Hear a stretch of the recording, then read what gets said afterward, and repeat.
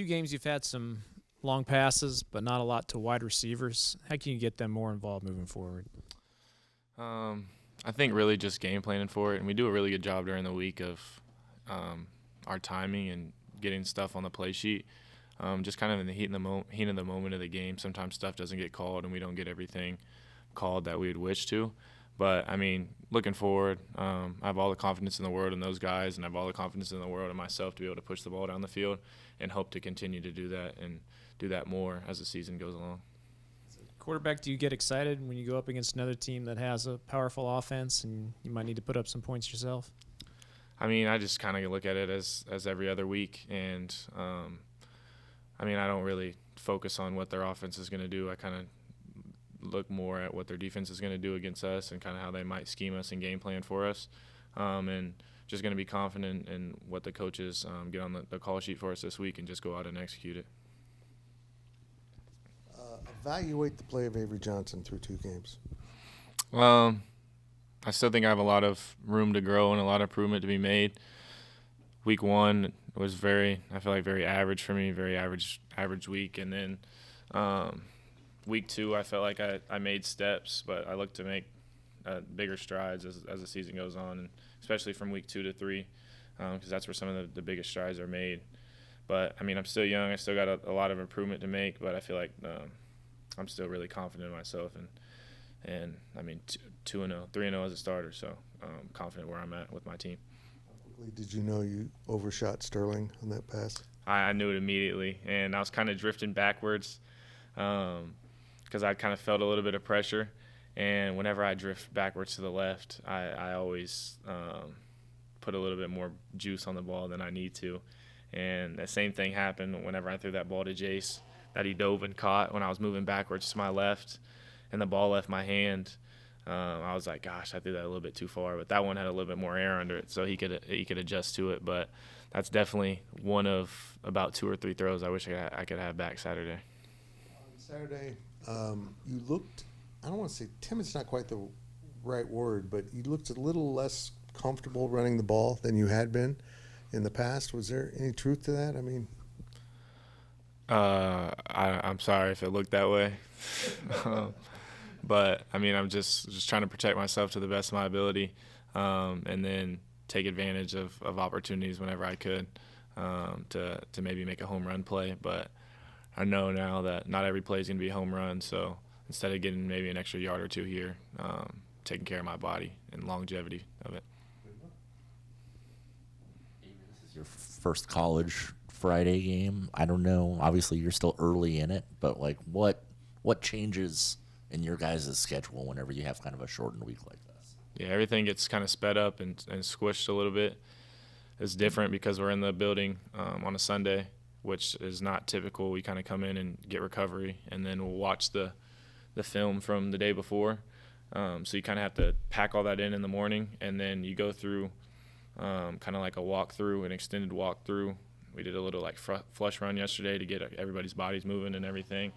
And then the practices will be a little bit shorter, a little bit lighter than a normal week, just because of less time for recovery, less time to get our bodies right. And, I mean, we played a full 4-quarter game on Saturday, so the coaches are just trying to take care of us. But, I mean, we'll just have to be more mentally locked in at practice this week and take a lot more mental reps because the practices will be cut 10, 15 minutes shorter. And then obviously you're still early. I'm sure there's still a lot to find out, but just what are your early impressions of Arizona's defense? Really talented team. They're really good at what they do defensively, and they've been able to show that in the past. And I'm really excited to be able to go up against another talented team this week, because I feel like Tulane is a really talented defense, and Arizona is very talented as well. So, you know, I'm really excited to be able to line it up against those guys and be able to compete against them on Friday night. Avery, Arizona's defensive line has created a lot of pressure through the first 2 weeks. Is there anything unique they're doing along the defensive line, or is that just the talent that they have winning early on? I mean, like I said, it's just a talented bunch, and they have a lot of experienced guys and talented guys in that front four. So that's credit to them for doing that, and they're obviously really well coached, so that plays a part in it as well.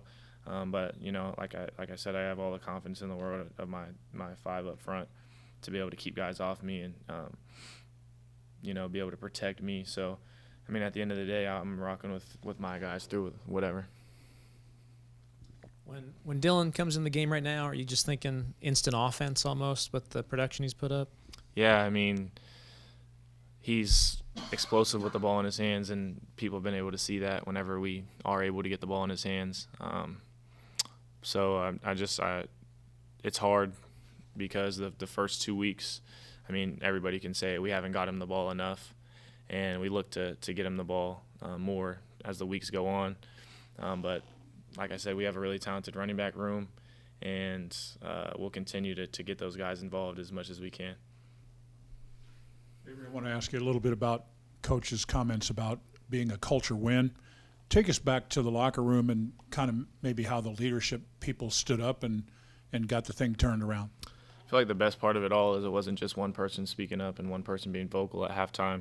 It was really everybody, all 6 of our captains had something to say, and you just saw people kind of take leadership of their position group, and then for the team as a whole, we just really had a lot of people step up and voice their opinions. We all knew we weren't playing up to how we needed to play, and we just needed a little spark to flip the momentum on Tulane to, kind of get the momentum shifted back in our advantage. And once we got it, we just kind of took it and ran with it. I want to ask you too about the offensive line. They obviously went through some things, some adversity on Saturday. Just kind of take me through that and those 2 guys on the left side, Lane Gang and Pastore, and what they might have contributed for you. I feel like they were called up and stepped up to the challenge, and that was one thing I did at halftime. I challenged those guys, and I said, I mean, hey man, we know what they're gonna do now. We know what to expect. At this point, it's just you versus the guy in front of you, and I challenge you to win your one-on-one, and that's what they did in the second half.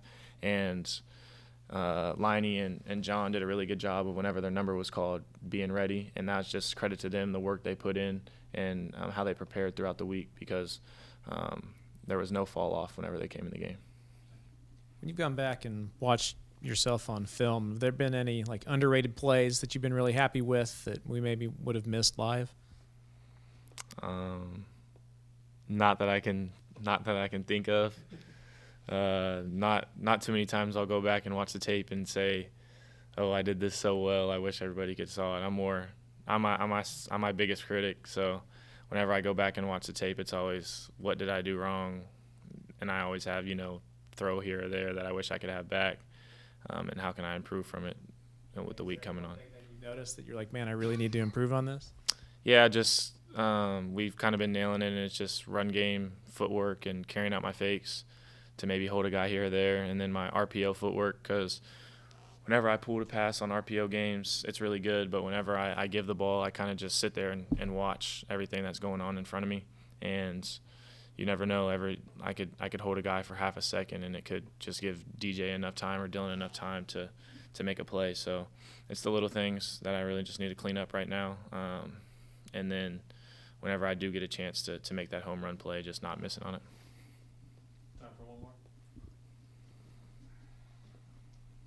Yeah, how excited are you to play on Fox at night, on a Friday night in Bill Snyder Family Stadium? I think it's going to be a great opportunity because we're one of the only teams playing on Friday, and it's on Fox, so it's going to be for everybody to see. It's a really special opportunity for us, and we get to play at home, which our home crowd is like no other.